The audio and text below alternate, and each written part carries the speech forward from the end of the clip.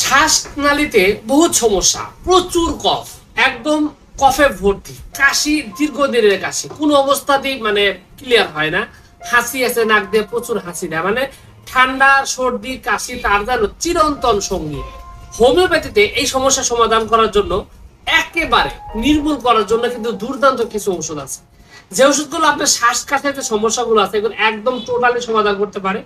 এবং বলতে পারেন যে আপনার হাঁপানি হয়ে গেছে এমন একটা অবস্থা, সেখান থেকে বের করে আনার জন্য আপনি বলতে পারেন যে একদম মানে পরীক্ষিত এবং অত্যন্ত কার্যকরী কিছু ওষুধ আছে, যে ওষুধটা নিয়ে আজকের এই ভিডিওতে কথা বলবো।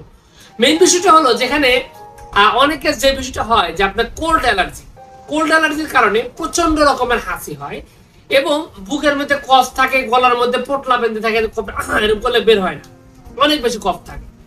তো এই সমস্যাটা কিভাবে সমাধান করতে পারে?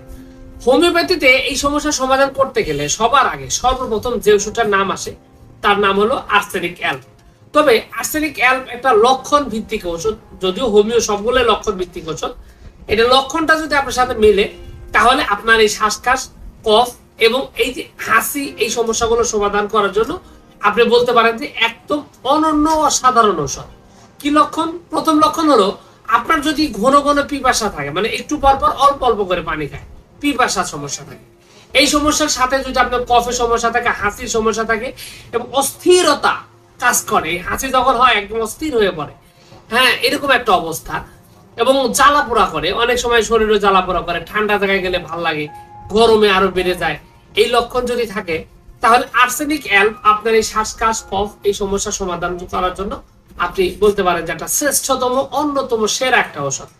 তবে গলার মধ্যে কফ যদি থাকে, সেই কফটাকে যদি বের করে আনার দরকার হয়, তাহলে এন্টিমটার্ডের বিকল্প নেই। কারণ এন্টিমটার্ড আপনার এই বুকের মধ্যে জমানো, গলনালীর মধ্যে জমানো ঠান্ডা কাশির যে কফগুলো আছে, এই কফগুলাকে বের করে আনতে আপনি বলতে পারেন যে সেরা একটা মানে কার্যকরী একটা ওষুধ, খুব সুন্দরভাবে এই সমস্যার সমাধান করে।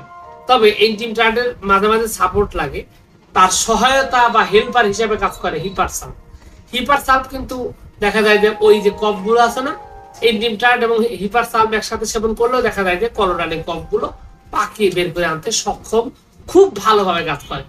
এছাড়া আপনার ঠান্ডা সর্দি কাশি বেশি দিন থাকতে থাকতে হাঁপানির মতন একটা অবস্থা আছে, মাঝে মাঝে টানও হয়, তাহলে ব্লাটাওয়ারি এটা একটা সেরা একটা ঔষধ।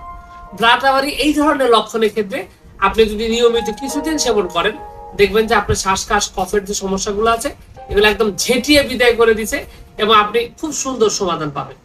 এখানে একটা বিষয় হলো যে ওষুধের নাম তো খুব সহজভাবে বললাম, ওষুধগুলা প্রয়োগ কিন্তু সম্পূর্ণ কঠিন একটা ব্যাপার। কারণ এটা নির্ভর করবে আপনার রোগের উপর, আপনার বয়সটার উপর, আপনার রোগটার জটিলতার উপর। কারণ আপনার রোগের মাত্রা যদি সঠিকভাবে যদি প্রয়োগ না করেন, সেক্ষেত্রে কিন্তু আপনার রোগ বেড়ে যেতে পারে।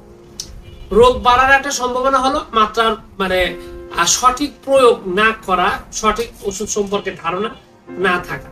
তো বেসিক ভাবে সাধারণ অবস্থায় নিম্ন শক্তি যেমন 630 এগুলো ইউজ করা যায়, কিন্তু পুরাতন রোগের ক্ষেত্রে, যেগুলো রোগের বয়স অনেক দিন হয়ে গেছে, দীর্ঘদিন যাবত এই অসুবিধা সমস্যা, সেই অসুবিধা সমস্যা দূর করে আপনাকে পরিপূর্ণ সুস্থতা করতে গেলে এখানে এছাড়া আরো অসংখ্য ওষুধ আছে। এই ওষুধগুলো দরকার হতে পারে আপনার রোগের অবস্থা, কন্ডিশন, বয়সের উপর নির্ভর করে। সঠিক ওষুধটা যদি প্রয়োগ করা যায়, তাহলে আপনার সমস্যাটা একেবারে সমাধান হবে। আর এক্ষেত্রে আপনাকে যে কাজটা করতে হবে, একজন অভিজ্ঞ হোমিওপ্যাথিক ডাক্তারের সাথে আপনাকে যোগাযোগ করতে হবে এবং রোগের ব্যাপারে বিস্তারিত বর্ণনা দিয়ে সঠিক মাত্রায় সঠিক ওষুধটা যদি সেবন করেন, তাহলে আপনার যত পুরাতন রোগী হোক না কেন, এটা একেবারে নির্মূল করা একদম খুব ভালোভাবে সম্ভব। তো যাই হোক, সবকিছু মিলে এটুকু ছিল আজকের ভিডিও। আশা করছি পুরো তথ্যগুলো আপনার কাছে অনেক অনেক বেশি ভালো লেগেছে। আর যদি লেগে থাকে অবশ্যই ভিডিওটিতে একটু লাইক দিন, আর চ্যানেলে যদি প্রথমবার এসে থাকেন অবশ্যই চ্যানেলটি সাবস্ক্রাইব করবেন। কোনো প্রশ্ন, কোনো মতামত, কোনো অভিযোগ যদি থাকে সরাসরি কমেন্টস করে জানাতে পারেন। তো ভিউয়ার্স, আপনাদের সকলকে অনেক অনেক ধন্যবাদ। আসসালামু আলাইকুম ওয়া রাহমাতুল্লাহ।